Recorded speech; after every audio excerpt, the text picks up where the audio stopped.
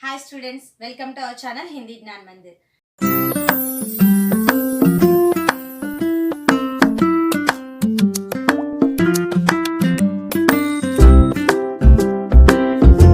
Degree వాళ్ళకి Nannaya university వాళ్ళకి already మనం ప్రోజ్ లో ఒక లెసన్ నేను అప్లోడ్ చేశాను, బిందా లెసన్. ఇప్పుడు మనం షార్ట్ స్టోరీస్ లో ఒక ఇంపార్టెంట్ లెసన్ నేర్చుకుందాము. అదేంటంటే ఆల్రెడీ మీరు తమ్నైల్ లో చూసే ఉంటారు, और वह पड़ गई. ఓకే, और वह पड़ गई అనే లెసన్ ఈ రోజు మనం నేర్చుకుందాము. చాలా సింపుల్ గా, చాలా ఈజీగా దీనికి నోట్స్ ప్రిపేర్ చేశాను. అంటే ఎగ్జామ్ మోడ్ లో మీరు ఎంతవరకు రాయాల్సి ఉంటుందో అంతవరకే నేను ప్రిపేర్ చేశాను. ఓన్లీ 2 sides లో స్టోరీ అయితే రాశాను, బట్ ఎగ్జామ్ రాసేటప్పుడు 3 sides at least you have to right. So short answers కూడా నేను పీడిఎఫ్ పెట్టాను, notes, essay and short answers కూడా చక్కగా నేను పీడిఎఫ్ లో మీకు డిస్క్రిప్షన్ లో ఇవ్వడం జరిగింది. అది చూసి మీరు ఎస్సే రాసేటప్పుడు 2 sides తో పాటు ఈ లెసన్ రిలేటెడ్ ఉన్నటువంటి ఒక క్వశ్చన్ చెప్తాను నేను మీకు, అది కూడా దాని ఆన్సర్ కూడా కలిపి మీరు అందులో రాయండి. ఓకే, సో మనం లేట్ చేయకుండా స్టోరీలోకి అయితే వెళ్దాము. చూడండి అమ్మా, और वह पड़ गई లెసన్ రాసింది ఎవరు అంటే కుసుమ వియోగి గారు. కుసుమ వియోగి. మీరు ఇక్కడ వహదో వాతో వియోగి స్టార్ట్ అవుతుందని గుర్తుపెట్టుకోండి. లేఖక నేమ్ గుర్తుపెట్టుకోవడం చాలా చాలా ఇంపార్టెంట్, నేను ఆల్రెడీ చెప్పాను. సో కుసుమ వియోగి గారు. కుసుమ వియోగి का जन्म 9 अक्टूबर 1995 में उत्तर प्रदेश के हाथरस में हुआ था. సో ఎక్కడ జరిగింది? మనకి మహాదేవ్ వర్మ గారు కూడా ఉత్తరప్రదేశ్లోనే జన్మించారు. సో ఈయన కూడా కుసుమ వియోగి కూడా ఉత్తరప్రదేశ్లోనే జన్మించారు. హాథ్రస్ మీకు బాగానే గుర్తుంటుందని అనుకుంటున్నాను. సో అది ఆ జన్మ అనేది ఒక చోట మీరు మెన్షన్ చేసుకోవాలి. లెసన్ నేమో, రాసిన కవి పోయట్ నేమో, జన్మ, బర్త్, అలాగే వాళ్ళ రచనలు, అలాగే బర్త్తో పాటు డెత్, వాళ్ళ రచనలు, ఇవి మీరు ఒక పక్కన నోట్ చేసుకుని వెళ్ళండి. మీరు నేర్చుకుని 5 lessons అయినా 6 lessons అయినా కూడా ఒక నోట్స్లో రాసుకోండి. అలా రాసుకొని ఎగ్జామ్కి వెళ్ళే ముందు ఒకసారి చూసుకుంటే చాలా ఈజీగా కవి పరిచయం అనేది ఒక 5 or 6 sentences ఈజీగా మేక్ చేసుకోగలుగుతారు. ఓకేనా? సో వియోగి జీనే BA, MA और LLB ఇలా हायर एजुकेशन చేశారు. उच्च शिक्षा प्राप्त की. దళిత సాహిత్య में विशेष रुचि रखने वाले. దళిత సాహిత్య, దళితులు అంటే ఎవరమ్మా? దళితులు అంటే నిమ్న కులాలకు చెందినవారు, తక్కువ కులాల వాళ్ళు. అంటే మనకి లో క్యాస్ట్ వాళ్ళు దళితులు అంటారు. కొన్ని క్యాస్ట్లు ఉంటాయి. సో వాళ్ళ మీద ఎక్కువగా ఇంట్రెస్ట్ అనేది ఈయన చూపించేవారు అనమాట. అది ఆయన స్పెషాలిటీ. సో వియోగి జీ అనేక కావ్య సంగ్రహ और అనేక కహానియా भी लिखा है. ఇది మనం ఏ కవికైనా అప్లై చేసుకోవచ్చు. అనేక కావ్య సంగ్రహ और అనేక కహానియా, స్టోరీస్ కూడా రాశారు. మరాఠీ, పంజాబీ ఏవం రూసీ లాంగ్వేజెస్ అన్నమాట ఈ 3 కూడా. ఈ లాంగ్వేజెస్లో కవితాओं का भी अनुवाद किया है. ఆ లాంగ్వేజెస్లో ఉన్నటువంటి కవితలు ఏవైతే ఉన్నాయో వాటిని ట్రాన్స్లేట్ చేశారు. అనేక పత్ర ఏవం పత్రికాओं का संपादन किया. సంపాదన అంటే ఎడిటర్గా వర్క్ చేశారనమాట. ఇక్కడ న్యూస్ పేపర్ వర్క్స్లో, అక్కడ ఆఫీసెస్లో ఆయన ఎడిటర్గా వర్క్ చేశారు. మోస్ట్ పోయిట్స్ అందరూ కూడా ఇలాగే సంపాదకులుగా పనిచేసి ఉన్నారనమాట. ఇది కవి పరిచయం ఇంపార్టెంట్. మీరు షార్ట్ రాసినా, దీని రిలేటెడ్ ఎస్సే రాసినా కూడా ఈ కవి పరిచయం అనేది యాడ్ చేసుకోండి, స్కోర్ బాగా పెరుగుతుంది. నౌ సారాంశ. నౌ కమింగ్ టు ద సారాంశ్, ఫస్ట్ పారాగ్రాఫ్ చూడండి. और वह पड़ गई कहानी दलित चेतना से संबंधित है. దళిత చేతన, నార్మల్లీ చేతన అంటే ఏంటి? రెవల్యూషన్, ఒక చేంజ్ తీసుకురావడం అనమాట. సో ఈ దళితుల్లో ఒక చేతనని తీసుకురావాలి, ఒక చేంజ్ తీసుకురావాలి, చైతన్యాన్ని తీసుకురావాలి అనేటటువంటి ఉద్దేశంతో రాసినటువంటి స్టోరీ. లేఖక్ కుసుమ్ వియోగి ఇస్ కహానీకే మాధ్యం సే, మాధ్యం అంటే మీడియం, దీని ద్వారా దళితో మే పడాయి కే ప్రతి, పడాయి అంటే ఏంటి?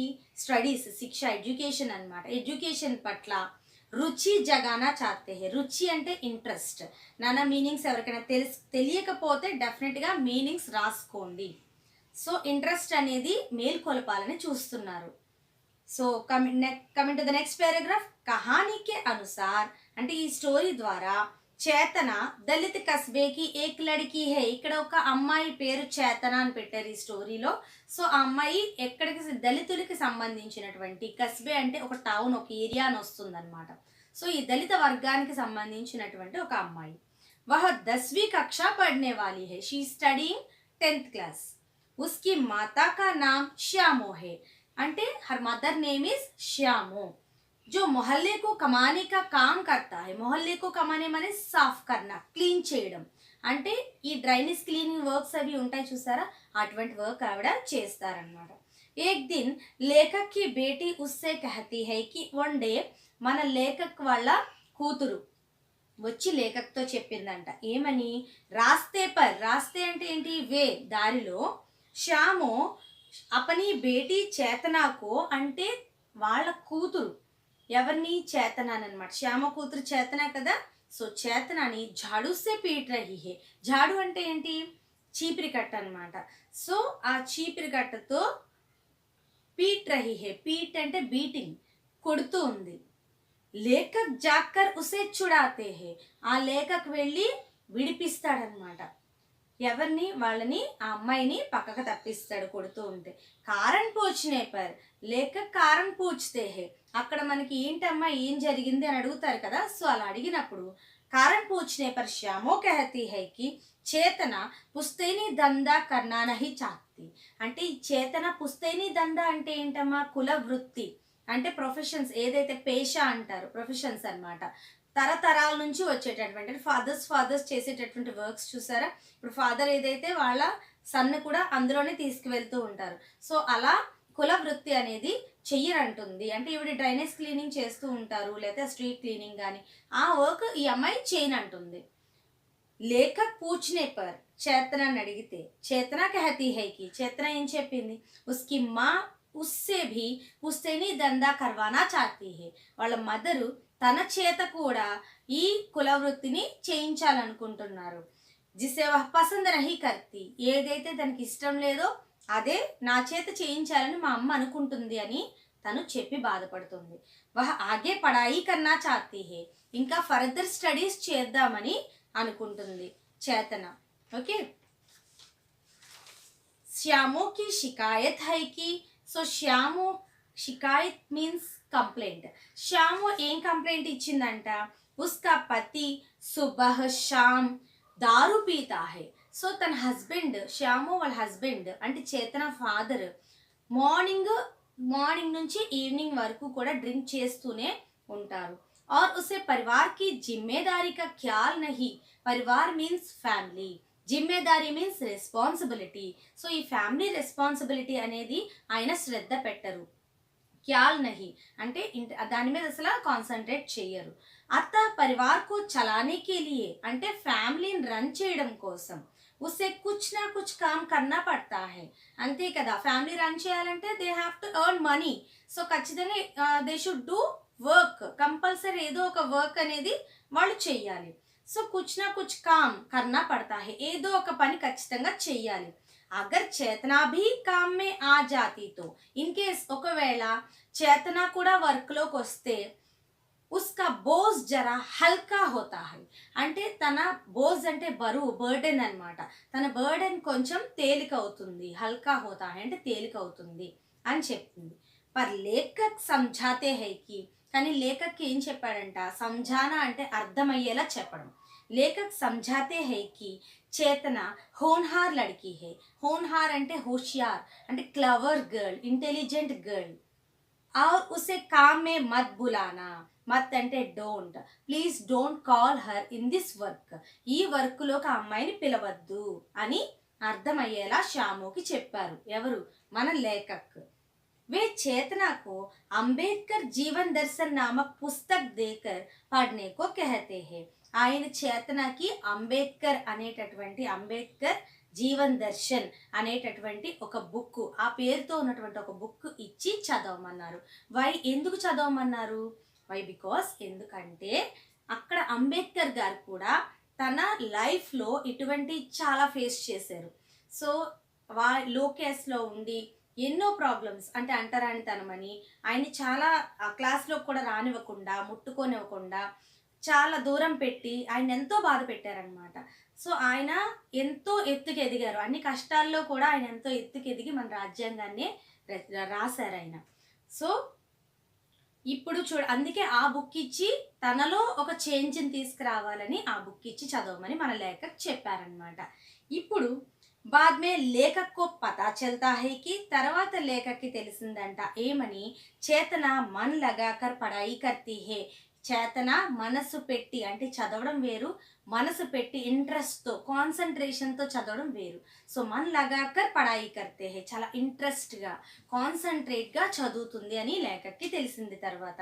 ఉస్కి విచారధారామే, what is the meaning of విచారధార? విచారధార అంటే వే ఆఫ్ థింకింగ్.